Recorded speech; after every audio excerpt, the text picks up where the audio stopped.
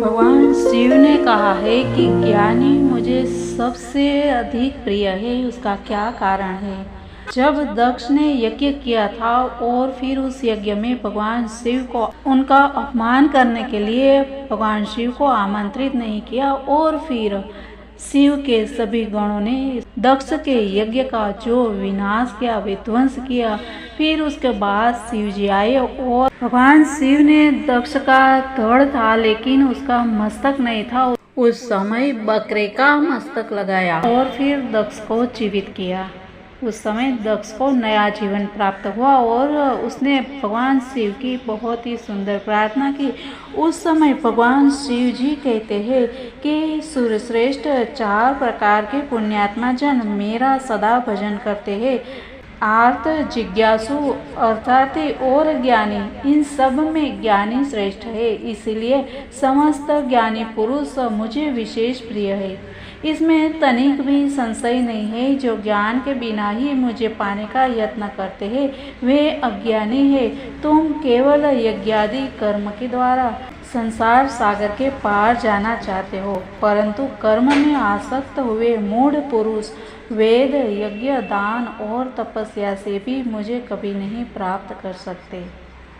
अतएव तुम अंतःकरण को एकाग्र करके ज्ञान निष्ठ होकर कर्म करो। सुख और दुख में संभाव रखकर सदा प्रसन्न रहो।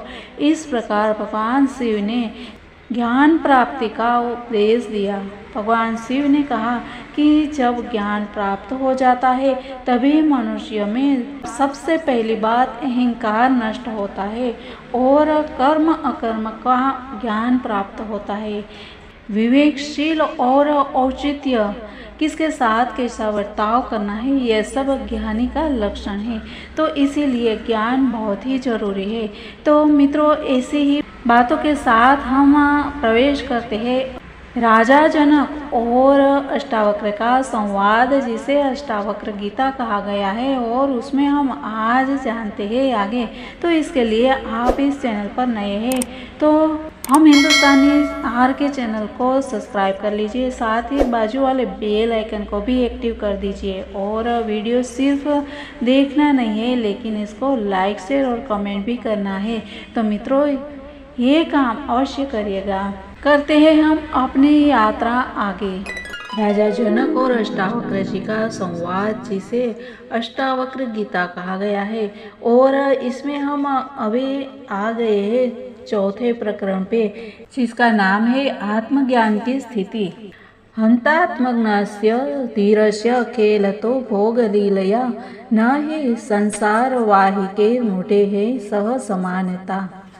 यानी कि यह संभव है कि स्थित प्रज्ञ आत्मज्ञानी पुरुष भी लीला पूर्वक भोग के खेल खेले, परंतु संसार का पार ढोने वाले मूढ़ों के साथ उसकी कोई तुलना नहीं है। इंद्रादि सारे देवता जिस पद की प्राप्ति के लिए अत्यंत दीन रहते हैं, बड़े आश्चर्य की बात है कि उसी पद पर स्थित होकर भी तत्वज्ञानी योगी को हर्ष रूप विकार नहीं प्राप्त होता है। यद्यपि धुएं से आकाश धूमिल सा मालूम पड़ता है, परंतु वास्तव में धुआं उसे स्पर्श नहीं करता। ऐसे ही तत्वज्ञ पुरुष का पुण्य पाप से संबंध दिखने पर भी भीतर किसी प्रकार का संस्पर्श नहीं होता है। जिस महापुरुष ने इस तत्व का साक्षात्कार कर लिया है कि यह संपूर्ण जगत आत्म स्वरूप ही है, फिर यदि वह स्वेच्छानुसार बर्ताव करे तो उसे भला कौन रोक सकता है। ब्रह्मा से तिनके तक 4 प्रकार के प्राणियों में एकमात्र तत्वज्ञ पुरुष की यह शक्ति है कि वह इच्छा और अनिच्छा दोनों का त्याग कर सके। यानी कि विषयी जीव तो इच्छा का त्याग नहीं कर सकते और निर्विकल्प समाधि की निष्ठा में तत्पर योगी अनिच्छा का परित्याग नहीं कर सकते। निष्काम स्वरूप में स्थित केवल तत्वज्ञ ही भावात्मक दोनों स्थितियों को प्रतीति मात्र जानता है। यह इच्छा अनिच्छा का त्याग है। कोई विरला पुरुष ही आत्मा और ब्रह्म की एकता को जानता है, इसीलिए वह सब कुछ कर सकता है। उसे कहीं भी कोई भय नहीं होता है। इस प्रकार आत्मज्ञान होने पर मनुष्य की स्थिति क्या होती है, इस बात का हमें इसमें अनुवाद देखा। और इस संसार के सभी विकार उसको एक धुएं सा प्रतीत होता है, उसका स्पर्श तक नहीं कर सकता है। इन संसार के विषय उनको छू भी नहीं सकता है। तो इस प्रकार मनुष्य स्थित प्रज्ञ आत्मज्ञान की स्थिति में रह पाता है। तो इसके साथ ही मित्रों मिलते हैं हम कल की बातों में। तब तक के लिए सबको जय हिंद, वंदे मातरम, भारत माता की जय, सनातन धर्म की जय।